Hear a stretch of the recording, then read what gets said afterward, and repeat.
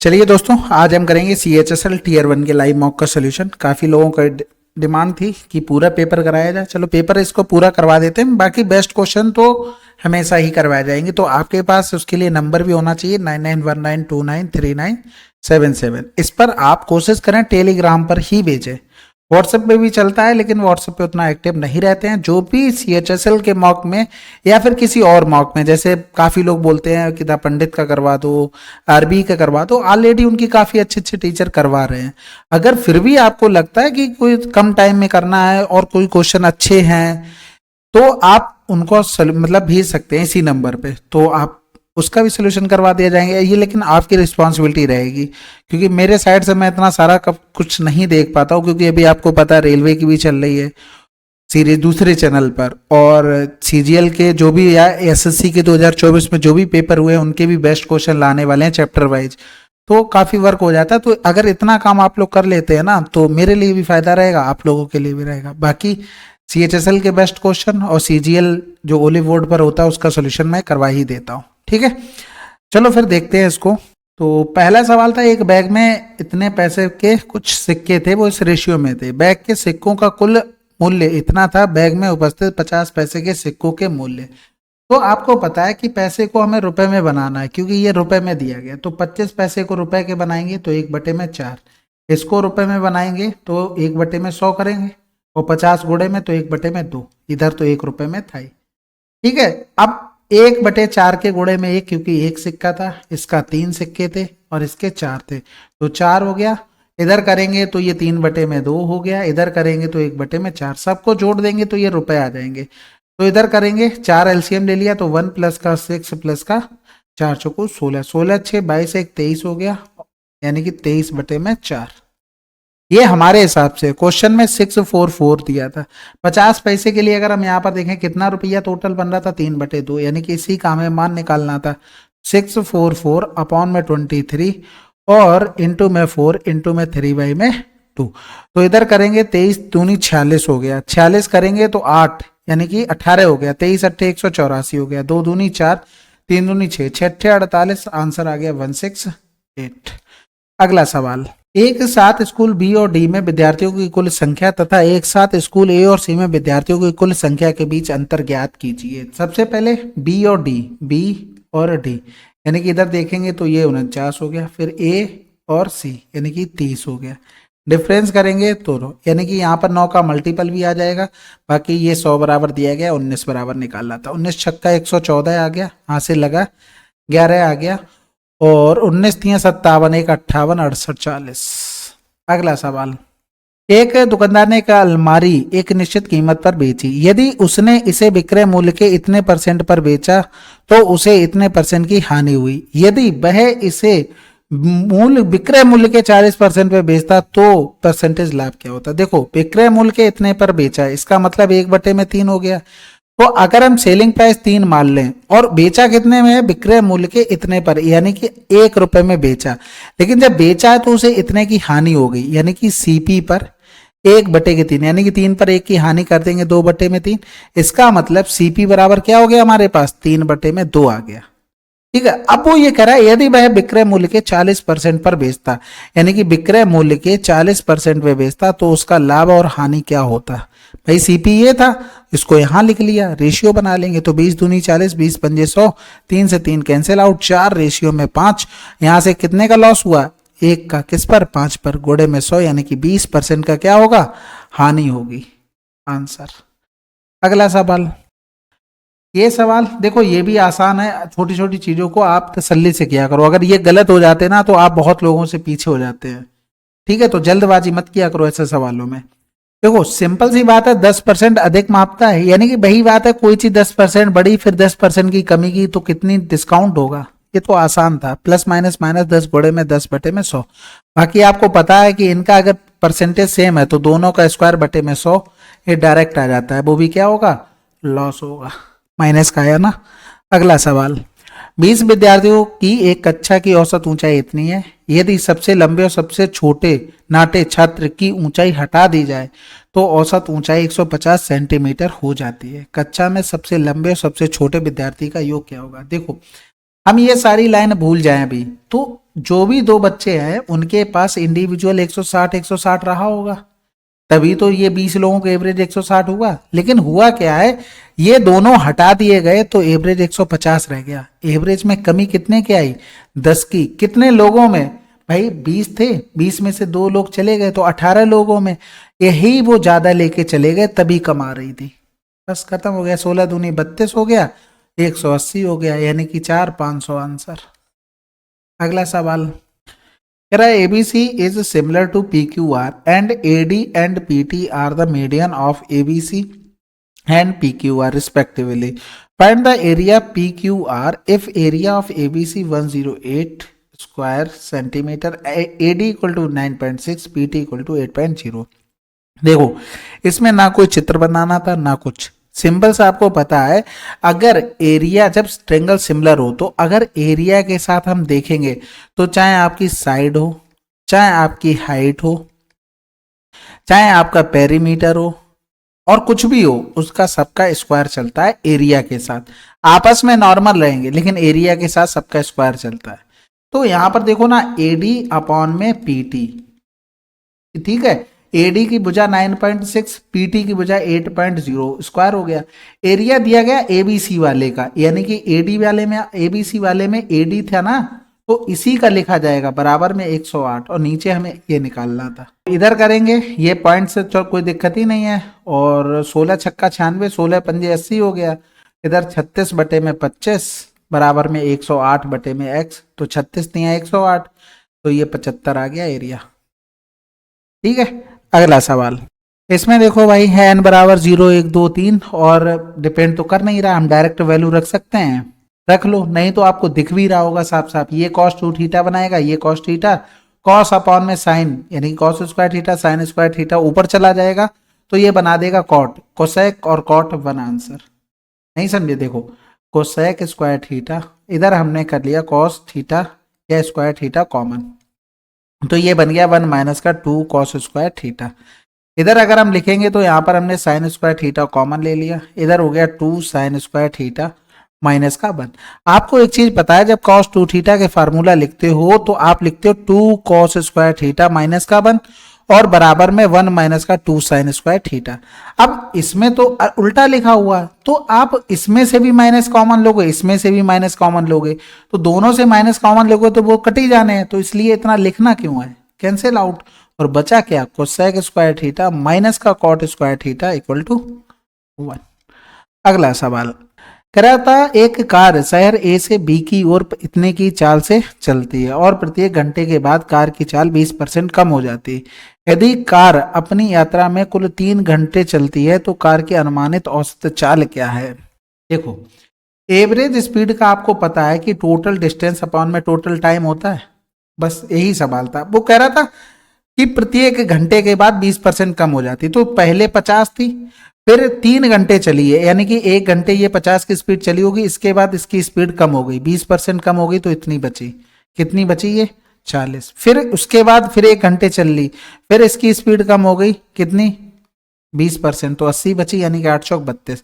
फिर ये 1 घंटे चली होगी, यानी कि ये 50 चली 1 घंटे, फिर 40 चली 1 घंटे, फिर ये 32। ये डिस्टेंस आ गई क्योंकि 1 घंटे में चल रही ना, 40 स्पीड थी, 1 घंटे में चलेगी तो 40, इसीलिए तीनों का तो टोटल डिस्टेंस, टोटल टाइम 3 था। तो इधर वो 50 40 90 90 और 3 120, यानी कि 122 बटे में 3, तो 3 चौकू 12 हो गया और 0 हो जाएगा, यानी कि 40। अगला सवाल करा 42 सेंटीमीटर आंतरिक व्यास वाले एक गोलाकार कटोरे में दूध है। इस दूध को 14 सेंटीमीटर आंतरिक व्यास और 14 सेंटीमीटर आंतरिक ऊंचाई वाली बेलनाकार बोतलों में भरना है। कटोरे को खाली करने के लिए आवश्यक बोतलों की संख्या बताइए। ये तो आसान है, नॉर्मल फार्मूला लगाना, 4 बटे में 3 पाई आर क्यूब, और बराबर में क्या हो जाएगा, बेलनाकार बोतल थी यानी कि पाई आर स्क्वायर एच हो जाएगा, यहाँ पर आर कैपिटल लिख लो, पाई से पाई कैंसिल, 4 बटे में 3, इधर आर हो जाएगा 21 क्योंकि ये व्यास दिया गया था, और इधर कैपिटल आर हो जाएगा 7। तो यहाँ पर लिखेंगे 21 21 21, आर स्क्वायर का मतलब हो गया 7, 7 गुणे में 14, और ये एन लगेंगे, इधर करेंगे ये 7 बार, ये 7 से 7 कैंसिल आउट हो गया, 7 तियां 21 हो गया, और फिर 7×21, 7×2 14 हो गया, 2×2 4 हो गया, 3×2 6, 3×18, ये हमारे पास n का मान। अगला सवाल कह रहा था केशव ने 15,000 रुपए की धनराशि 12% प्रति वर्ष की दर से साधारण ब्याज में निवेश किया। 4 वर्ष के बाद उसने एक दुकान से एक मोबाइल 23,750 रुपए में खरीदा और उसे साधारण ब्याज से प्राप्त ब्याज से अग्रिम भुगतान किया। उसने शेष धनराशि का भुगतान 3 समान वार्षिक किस्तों में 10% प्रति वर्ष चक्रवृद्धि ब्याज की दर से किया। उसने प्रत्येक किस्त में कितनी धनराशि का भुगतान किया? देखो, उसने जो 23,750 का फोन लिया ना, उसमें प्राप्त ब्याज से अग्रिम भुगतान किया है। तो एक चीज बताओ, 4 साल बाद खरीदा था तो 15,000 पर 12%, 4 वर्ष में ब्याज कितना मिलेगा? ये कैंसिल आउट, 15 चौकू 60 यानी कि 600 गुणे में 12 यानी कि 7200 ब्याज मिला। और 23,750 का जो फोन खरीदा उसमें से 7200 उसने अग्रिम भुगतान यानी कि डाउन पेमेंट किया। 0 5 7 से 2 गया 5, 13 से 7 गया 6 यानी कि इतना। अब यहां पर जो वार्षिक किस्त चलेगी यानी कि 10% का मतलब क्या होता है? 1/10 यानी कि 10 से 11 हो गया। ये चलता है प्रिंसिपल, इधर इंस्टॉलमेंट। तो अब 3 जा रहा था तो पहले तो स्क्वायर फिर क्यूब करना पड़ेगा, 1331। लेकिन किस्त हर साल तो बराबर होती है, तो इसमें 11 का गुणा, इसमें 121 का गुणा, इसी तरीके से इसमें 121 का गुणा, इसमें 11 का। तो ये कितना बन गया हमारे पास? 12 10, ये 1100 बन गया, ये 1000 जोड़ देंगे तो 0 1 2 1 3 और 3 हो गया। और इसी 3310 का मान हमें दिया गया था 16,550। अब हमें निकालना किसका? 1331 का। तो ये तो 5 बार पूरा पूरा चला गया, ये कैंसिल आउट हो गया। तो गुणा करेंगे, 5 एकम 5, 5 3 15, 13 पंजे 65 और 1 66 आंसर।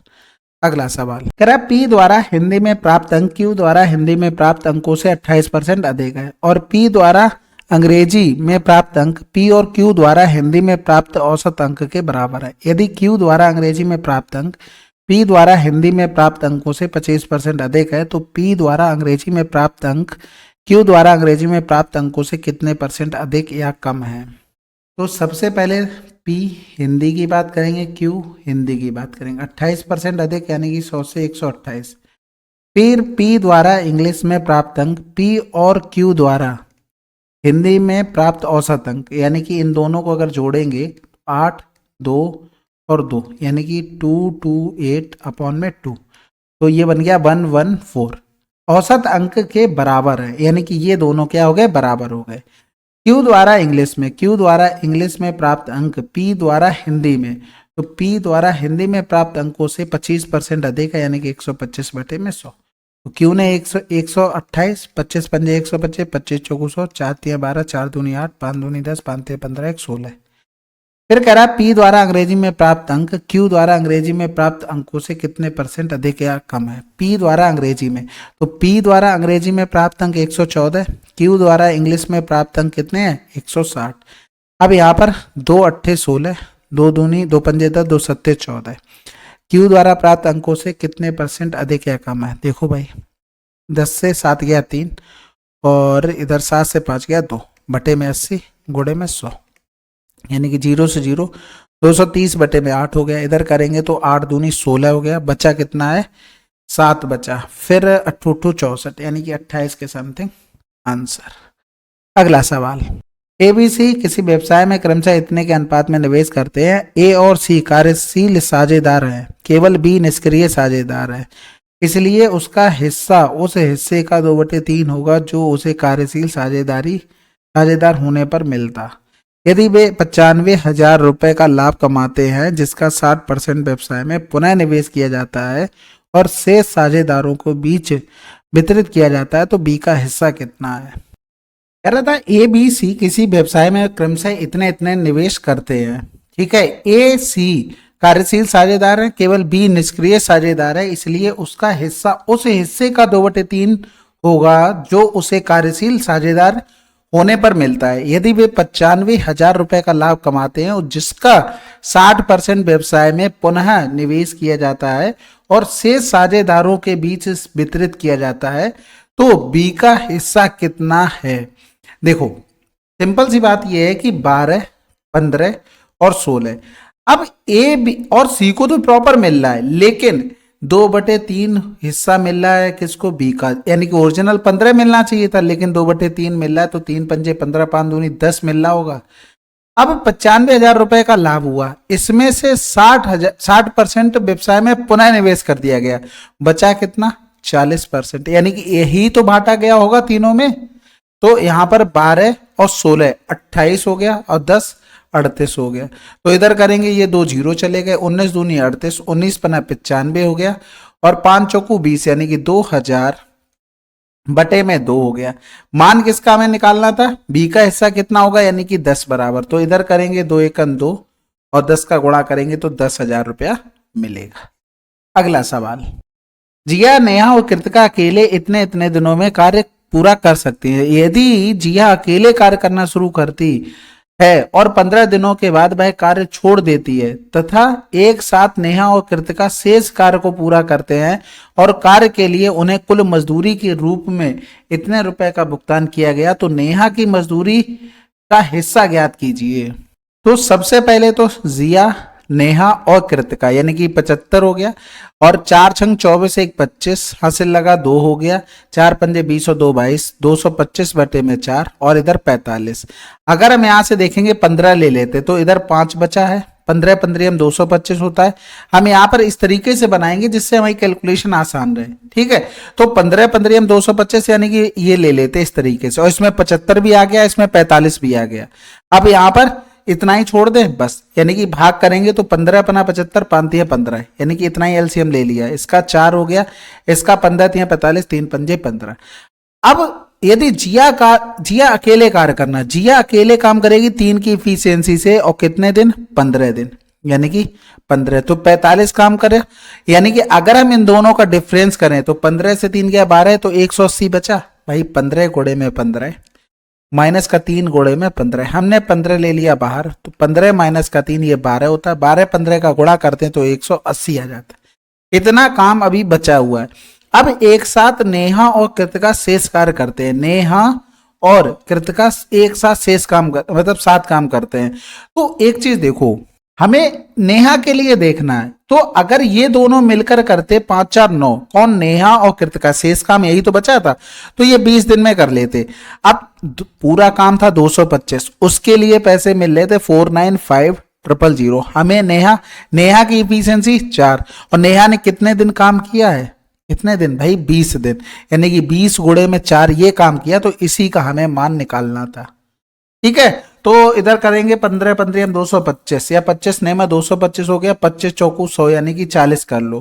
फिर 5×4 = 9, 9 से ये कट जाएगा, 9×5 = 45, 9×5 = 45, और 4×5 = 20, 4×5 = 20, 2 22, गुणे में 80 हो गया, 22×8 = 176, 000 आंसर।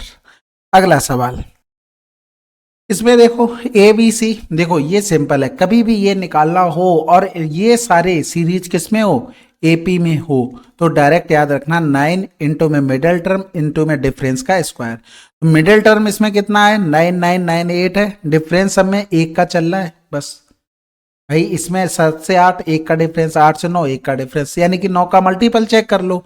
और इसके अलावा देखो सिंपल सा यहाँ पर क्या बन रहा है, ये बन रहा है 10,000 माइनस का 2 बन रहा था, और इंटू में 9, ऐसे कर लो, यानी कि ये 90,000 हो गया, और माइनस का 9 दूनी 18, 10 से 8 गया तो 2 बच गया, फिर 9 से 1 गया तो 8, 9 9 8, यानी कि 8 डबल 9 8 2, ठीक है। अगला सवाल, करा a circle is inscribed in a triangle के एल एम, के एल में कोई एक सर्किल है, तो ये हो गया के, ये हो गया एल, ये हो गया एम, ये इस तरीके से सर्किल। फिर कह रहा था इट टचेस साइड के एल एल एम एम के, यानी कि के एल पे पी हो गया, एल एम पे आर हो गया, ये क्यू हो गया। फिर कह रहा था के पी 7 है, क्यू और M 9, L R 14, semi perimeter कुछ नहीं, इन्हीं तीनों को जोड़ना था बस, यानी कि 9 7 16 30 आंसर। अगर वो बोल देता पेरीमीटर तो इसका 2 गुना कर देते बस, ये चीजें कह रहा था। एक साथ शहर ए और बी में सिल्वर रंग की कार रखने वाले व्यक्तियों की संख्या एक साथ शहर सी और ई में ब्लैक रंग की कार रखने वाले व्यक्तियों की संख्या का संबंधित अनुपात कितना है। तो ए और बी में सिल्वर ये रहा ए और बी, यानी कि ये यहाँ पर पहुंचा और 850, 100 का अंतर है, 25 चौकू 100 यानी कि 25-25 का डिफरेंस चल रहा है। तो यहाँ पर पहुंचेंगे, ये 800 हो गया ए में, और बी में अगर पहुंचेंगे तो डायरेक्ट दिखा 950, तो जोड़ देंगे 9 8 1750 हो गया। अब अगर हम दूसरे को देखते हैं, क्या था सी और ई, इसमें ब्लैक की बात कर रहा था, ब्लैक कौन सा, ये सी में ब्लैक के अगर जाएंगे तो ये रहा हमारे पास, यानी कि ये बिल्कुल इसी के बराबर है, तो ये भी 800 हो गया। फिर जाएंगे ई में, ई में ब्लैक की बात करेंगे यानी कि ये चला गया बहुत ऊपर, तो 1150 और 50 यानी कि 1200 हो गया। तो इनको जोड़ेंगे तो ये 2000 हो गया। जीरो से जीरो, 25 सत्ते 175, 25 अट्ठे 200 यानी कि 7:8। अगला सवाल, प्रीत प्रत्येक महीने अपनी आय का इतने परसेंट बचत करती है, उसकी आय में 20% की वृद्धि, उसके व्यय में 20% की कमी, तो उसकी बचत में कितने परसेंट की वृद्धि। देखो इसकी डायरेक्ट अप्रोच होती है, इसका मतलब क्या होता है, 1/3। अगर उनकी इनकम 3 है तो एक्सपेंडिचर और सेविंग, एक्सपेंडिचर अगर देखेंगे तो भाई आय का इतना बचत करती है, तो अगर आय 3 है तो इसका 1/3 बचत, यानी कि 3 का 1/3 करेंगे तो बचत कितनी हो गई, 1 हो गई। तो खर्च कितना किया होगा, 2, कब, जब इनकम 3 थी। अब जो कुछ भी हो रहा है इसके नीचे लिख दो, आय वाले के नीचे आय का लिख दो, व्यय के नीचे व्यय का लिख दो, कमी हो रही तो माइनस का साइन, और इसमें एक्स लिख दो। अब भैया इनका गुणा, 20 तियां 60, 20 दूनी 40, और ये हो गया एक्स। इन दोनों को जोड़ दो, इसको बराबर कर दो, क्योंकि भाई एक्सपेंडिचर प्लस का सेविंग बराबर क्या होता है, इनकम होता है। अगर यहां पर करेंगे तो 60 40 100 आ जाएगा, एक्स का मान प्लस आया तो 100% आंसर वृद्धि होगी। अगला सवाल, करा alpha beta roots of the equation this, what is the equation whose roots are alpha cube plus beta cube. देखो एक स्टैंडर्ड इक्वेशन होती है a x square plus b x plus में सी इक्वल टू 0। अगर इसके root alpha और beta हो तो मूलों का योगफल जो होता है वो माइनस का बी अपॉन में ए होता है, और मूलों का गुणनफल होता है वो सी अपॉन में ए होता है। अगर आपको इक्वेशन बनानी है रूट से तो एक्स स्क्वायर माइनस में मूलों का योगफल इनटू में एक्स और प्लस में मूलों का गुणनफल बराबर में 0, ये इक्वेशन के लिए आ जाता है। अब हमसे पूछेगी जिसके मूल ये हो alpha cube plus beta cube, यानी कि अगर हम क्वेश्चन के अकॉर्डिंग चलते तो ये अल्फा क्यूब प्लस में बीटा क्यूब, मूलों का योगफल इनटू में एक्स प्लस में मूलों का गुणनफल, ये हमें प्रोसेस निकालना पड़ेगा। तो आप अगर इससे कंपेयर करेंगे, भाई हम इस इक्वेशन को कंपेयर कर रहे हैं, तो a बराबर में 1, b बराबर में 3, c बराबर में माइनस का 2, क्योंकि इस इक्वेशन में पूरा प्लस है, इसमें माइनस का दे दिया था। ठीक है, तो यहां पर अगर अल्फा प्लस बीटा का मान निकालेंगे तो माइनस का 3/1, और अल्फा इंटू बीटा के निकालेंगे तो -2/1 आ गया। हमें देखो क्यूब वाले पे जाना है, यानी कि अल्फा प्लस बीटा से अगर a दिया हो और alpha plus beta whole cube पे जाना हो तो a क्यूब माइनस का 3a, और इन दोनों का प्रोडक्ट भी आ जाता है। ये चीजें अलजेब्रा में आपने पढ़ी होंगी। तो यहां पर a का मान कितना है हमारे पास, माइनस का 3, यानी कि -3 का होल क्यूब माइनस में 3 इंटू में a का मान कितना है हमारे पास, -3 है, और इंटू में अल्फा इंटू बीटा -2, तो ये तो प्लस बना देगा, 3 3 9 दूनी 18 हो गया, 3 3 9 27 और -18, यानी कि ये कितना बन गया, -45।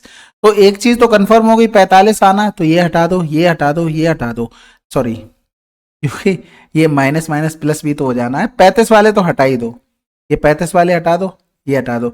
अब जब यहां पर रखोगे ये माइनस ब्रैकेट में माइनस का 45, तो ये माइनस माइनस क्या बना देगा, प्लस, तो प्लस वाला 45 ये आंसर हो जाएगा। हाँ समझ में आ गई। और alpha cube plus beta cube ये -2 का क्यूब हो जाएगा, ये यहां से लिखे है ना, तो ये फार्मूले पता होंगे तो आसानी से हो गया होगा। अगला सवाल, कह रहा था संयुक्त रूप से संयुक्त रूप से तीनों सालों में हॉलीवुड और बॉलीवुड में स्टंटमैन के घायलों होने की संख्या की औसत संख्या के बीच अंतर क्या है। तीनों साल में हॉलीवुड और बॉलीवुड, यानी कि इनको जोड़ेंगे तो 4 6 4 10 8 18, हाथ से लगा 1 3 हो गया, 3 3 6 4 10 हो गया, और इनका एवरेज के लिए 3 का भाग, इधर देखेंगे तो 0 हो गया, 5 हो गया, 5 3 8 2 10, 3 का भाग, इन दोनों का डिफरेंस आ जाएगा 30, 30/3 यानी कि 10 आंसर। अगला सवाल, कह रहा है बाजरे का क्रय मूल्य और विक्रय मूल्य समान रहता है, हालांकि दोषपूर्ण तौल मशीन के कारण विक्रेता को 20% का लाभ होता है। यदि x रुपए 1000 ग्राम बाजरे के क्रय मूल्य को दर्शाता है और दोषपूर्ण मशीन को 800 ग्राम के बजाय सही रूप से 1000 ग्राम मापने वाली मशीन से बदल दिया जाता है। तो समान लाभ प्रतिशत बनाए रखने के लिए नया विक्रय मूल्य क्या होगा? देखो सिंपल सी बात है कि कुछ सीपी रहा होगा, कुछ एसपी। पहली कंडीशन में तो इक्वल था, कोई बात नहीं, प्रॉफिट था 20%, ठीक है। लेकिन दूसरी कंडीशन में क्या हुआ है कि वो 1000 ग्राम दिखाता है, किसकी जगह 800 ग्राम, यानी कि अपने पास से तो 800 ग्राम देता है लेकिन पैसे 1000 ग्राम के ले रहा है और उसे प्रॉफिट सेम चाहिए, ठीक है। अब जो एक्चुअल प्राइस था 1000 ग्राम का या 1 kg का, वो कितना था? एक्स था, यानी कि एस पी अपॉन में एक्स इंटू में 1000 अपॉन में 800 बराबर में 120 बटे में 100। बस खत्म हो गया सवाल, इसी को सॉल्व करना था। तो ये 0 से 0 चला गया, 1 0 इससे 12 अट्ठे 96, यानी कि S P equal to 96 x upon में 100, या फिर लिख सकते 0.96 एक्स। अगला सवाल, PQRS is a cyclic quadrilateral and PQ is a diameter of a circle, RPQ इतना दे दिया था, ये तो आसान होगा। ये हो गया P, ये हो गया Q और ये R, ये हो गया S। तो RPQ यानी कि RPQ इसका मान दे दिया था 23 डिग्री और PSR इसका पूछा गया था। आसान है, साइक्लिक क्वाड्रिलेटरल यानी कि यहाँ पर बन जाएगा ये 90 में से 20 गया तो 70 से 3 गया 67 और आमने सामने के 180 होता है तो 180 माइनस का 67, आंसर 10 से 3 गया तो 7, 117। क्या बात है भाई, अच्छा 67 था ना, 10 से 7 गया 3 तो 113 आ जाएगा। अगला सवाल कह रहा था ट्रायंगल एक्स वाई जेड में जेड एस वाई टी क्रम से इतने इतनी भुजाओं पर लंबवत है। ठीक है भाई, बनाते चलते साथ साथ। ये हो गया x, ये हो गया y, ये हो गया z। x हमने ऊपर इसलिए लिया क्योंकि ये दोनों में कॉमन था, तो चित्र जिसमें आप सहूलियत रहे उसी तरीके से बनाया करो। फिर कह रहा था zx और इस पे यानी कि zx हम चले गए इस तरीके से, इस तरीके से, ठीक है, और yt इस तरीके से। ये कह रहा था लंबवत है, बहुत बढ़िया बात है। फिर कह रहा था zs yt एक दूसरे को o पर प्रतिच्छेद करते हैं और ओ वाई जेड और इसके समद्विभाजक यानी कि इनके भी समद्विभाजक किए गए हैं तो ये मिल रहे हैं डब्लू पर। और हमको ये दिया गया था कि 128 वाई डब्लू जेड यानी कि ये 128 दे दिया था और वाई एक्स जेड पूछा गया था। तो सबसे पहले तो ये निकालेंगे, इसको थीटा मानते हैं तो 90 प्लस का theta by 2 angle by sector की प्रॉपर्टी से 128 यानी कि थीटा बाई 2 8 हो गया, 12 से 9 हो गया 3 यानी कि थीटा ये हो गया 76। अब जब अगर इसको अल्फा मानते हैं और ये क्या है हमारे परपेंडिकुलर है, ठीक है, तो आपको पता है अल्फा प्लस का थीटा इक्वल टू में 180 होता है। अल्फा में निकालना तो 180 माइनस का 76, 180 से 70 चला गया 110 और 4 और कम कर दोगे, सॉरी 6 तो 104। अगला सवाल कह रहा था वर्ष 2007 से 2008 तक एस से भाग लेने वाले छात्रों की औसत संख्या 2009 में कॉलेज PQS में भाग लेने वाले छात्रों की औसत संख्या से कितने % अधिक या कम है। तो सबसे पहले 7 से 8 की बात कर रहा है, यानी कि 7 से 8, 7 से 8 का कोई मतलब नहीं बनता है, 2007 और 8 में एस का ये कह रहा होगा, ठीक है। तो यहाँ पर अगर देखते हैं तो ये 80 बन रहा है तो 80 4 4 8 4 12 4 16 4 20, ठीक है, यानी कि 4 4 तो 100 से 4 कम कर देंगे तो ये हो गया हमारे पास 96। फिर अगर हम इसमें पहुंचेंगे ये 4 यानी कि कितना बढ़ रहा है 1 2 बढ़ रहा है यानी कि 4 8 बढ़ जाएगा 108, इनका औसत चाहिए। अब 2009 में PQS में भाग लेने वाले तो 2009 P की अगर बात करेंगे तो ये यहाँ पर रहा 120 से अगर 4 कम कर देंगे 116 हो गया। फिर अगर हम क्यू में देखेंगे और किसकी बात कर रहा था 2009 की ही चल रही, क्यू में भी देखेंगे ये यानी कि 100 से 1 पॉइंट ऊपर 104 हो गया। और फिर यस में आ जाएंगे 2009 यानी कि ये बिल्कुल लाइन पर ही है यानी कि 80 हो गया। तो 6 4 10 हासिल लगा 1 हो गया 2 और 8 2 10 हासिल लगा 1 हो गया 2 और 1 3 हो गया। इनके एवरेज की तो बात कर रहा है, बिल्कुल इनके भी एवरेज की, तो ये 300 हो गया। तो इधर 2 चौकू 8 हो गया 2 अट्ठे 16 हो गया 2 पंजे 10 2 चौकू 8 यानी कि 8 4 12 हो गया, हासिल लगा 1 यानी कि 5 5 10। इधर करेंगे ये 100 हो गया तो भैया 2% खत्म। अगला सवाल कह रहा था if coordinates of ABC triangle ABC are this and what are the coordinates of centroid of triangle. आसान है भाई, एक्स वाले सारे जोड़ दो, 7 4 11 4 15 बटे में 3, वाई वाले सारे जोड़ दो, 8 7 15 और 3 18 बटे में 3, तो 5 कामा 6 आंसर। ये आसान है। अगला सवाल, चलिए फिर ये 25 सवाल थे टोटल। आशा है कि आपको सोल्यूशन पसंद आया होगा। जो भी स्कोर रहा हो कमेंट बॉक्स में लिखिएगा। मिलते हैं अगले वीडियो में, तब तक के लिए जय हिंद जय भारत।